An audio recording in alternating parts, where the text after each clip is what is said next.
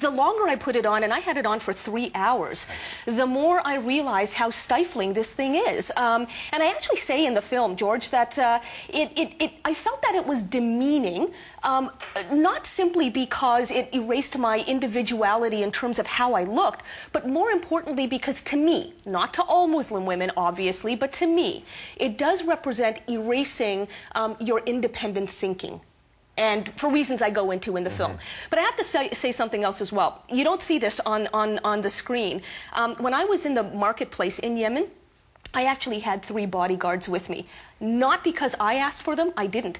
The Yemeni government assigned them to me, saying that they did not want to have the dubious distinction of being the place where Manji gets blown up. I'm serious. And they said that, you know, my ideas had already, you know, penetrated into that part of the world, and a whole lot of people are not going to be happy to see me there. There's a really powerful moment in the picture, and it's in the early going, where you talk about how you have a lock on your mailbox at home because you don't want a letter bomb, and your windows are bulletproof. Again, at the recommendation of the police. Think about your life. You know what? Honestly, George, it's a blessed one. I say that quite sincerely. Look, I wake up every morning with a sense of purpose. How fortunate is that? And you know what? I'm not trying to be sappy here. I am an immigrant, actually a refugee to Canada. Every day I thank God that I have wound up in a country where, as a Muslim girl and now as a Muslim woman, I can dream big dreams and tap much, if not most, of my potential. How privileged is that? And how irresponsible would it be for me to turn my back on that privilege? As it's stated in lots of places, your movie talked about it as well. What is the point of having freedom unless you exercise it? Exactly right. But exercise it, obviously, as responsibly as you can. You know, I don't, believe it or not, despite popular opinion, popular Muslim opinion, I don't go out of my way to offend or to court death threats. I go out of my way to show people that it is possible to dissent with the establishment and live. But you know that when you have a book called The Trouble with Islam, there are those who are thinking you're going out of your way to say that there's trouble with Islam. Yeah. And that there are a certain group of people who just don't want to hear it. Sure, they don't want to hear it. Look, there were lots of people in America who didn't want to hear Martin Luther King Jr.'s message. And again, I'm not trying to compare myself to him. I do take inspiration from him. And the beauty is about that example that he was dogged out, not just by whites, that goes without saying. He was dogged out by liberals in the black church who accused him of creating, quote, needless tension, going out of his way, right? And in his now famous letter from a Birmingham jail, Martin Luther King Jr. wrote to these clergy to say, look, I must confess I am not afraid of the word tension. I have earnestly opposed violent tension, but there is a type of constructive, non-violent tension which is necessary for growth.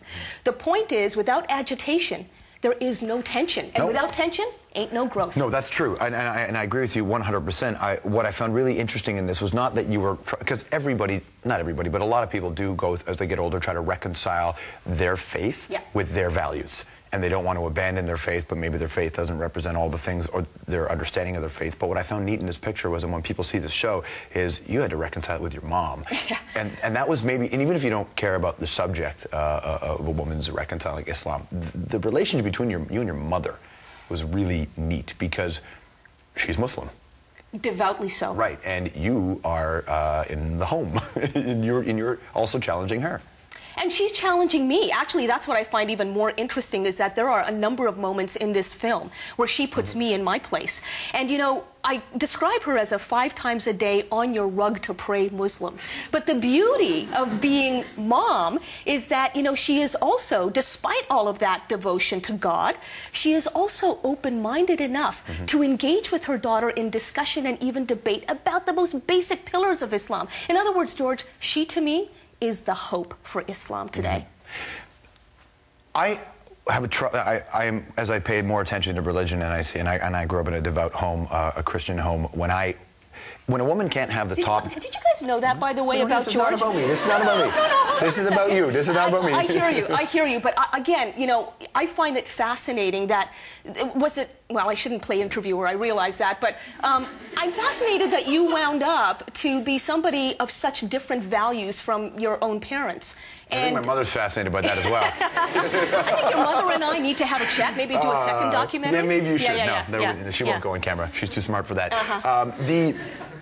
The idea, though, that, you know, when you look at what a religion is and what a certain part of the religion is. You look at the book and you look at the way it's taught, and I just wonder, well, maybe that's just not what it is. And we live in a generation where people are very pick and choosy, right? Yeah. I want to be a fundamentalist Christian, I want to be a fundamentalist Islamist, but I don't want to subscribe to all of the things. And then I wonder, maybe at a certain point, maybe Islam's just not for you. Maybe you're not a traditional Muslim. Well, I'm not a traditional Muslim. Or maybe not even a Muslim in the way you were raised. Are you calling me an infidel? Maybe. I'm saying, I'm asking. Are you Mr. Purity? I'm asking you. That's why I'm not being interviewed. No, but well, you are now. No, but I'm like, you know, there's this point where, like, I laugh at my friends when they're like, hey, I gave up all these things for Lent, and I said, do you still have sex with your girlfriend who you're not married to? Yeah. Pick and choose, right? And it's the same thing. Swear to God, I don't have sex with my girlfriend at Lent. I don't. Not during Lent? No. But did you ever have a point where, you know, maybe this isn't for me? Yeah. I have had to struggle with that issue actually ever since I was a child. But I've long felt that walking away from the faith would be running away. Because the struggle is what it's all about. And here's why I say that. Notice that I use the word faith. I try not to use the word religion. I'm not that interested in organized ritual. Well, you know, I'm interested in the notions of faith. And by faith, I actually distinguish that from dogma. Faith, it seems to me, George, is secure enough to handle questions. Faith is never threatened by questions. Dogma, on the other hand, is always threatened by questions because it's brittle, it's calcified, it's rigid, it breaks under the spotlight of inquiry, and therefore deserves to be threatened by questions. If it wasn't even remotely difficult to believe in, it wouldn't be faith. It would be fact. That's it. That's it. And look, whether or not, you know, you are an atheist or an agnostic or whatever you call yourself, I think that there is room in this world for some humility, and the kind of humility that allows us to realize that, you know, we're not always in control of our destinies, and that sometimes we do have to lend authority to a higher power.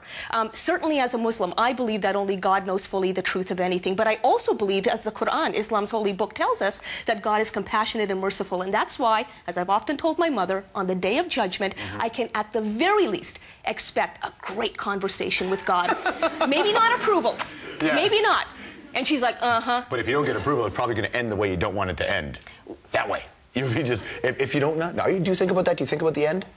Do you worry about it? What kind of question is that? You brought it up. What do you mean the end? You brought it up because what do you mean the end? You have bulletproof glass in your house and a mailbox from mail honey, bombs. You brought that up. I only answered the question. But okay. No, but you have to. I mean, honey, now what happened here? You know, if I don't get Luch, I get George. Fair Not enough. that you're second best, but I'm just saying. I'm not anywhere close to it. Okay. But you do face the prospect of your end very differently than most people do because you have threats, consistent threats.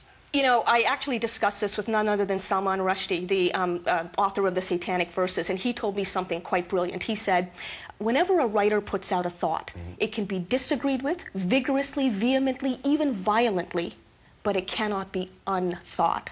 And that is the great permanent gift that the artist gives to this world. And he emphasized permanent, which I love, because he wasn't denying I might be offed for voicing my views. Yeah. He was implying rather strongly that the purpose with which you live is far more important than the number of years with which you live.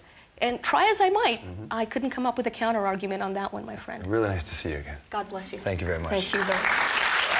Irshad Manji, everybody.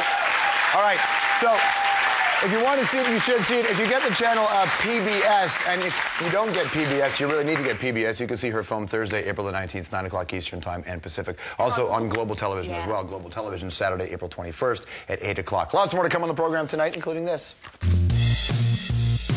And here is what's coming up on the program tonight. One of Hollywood's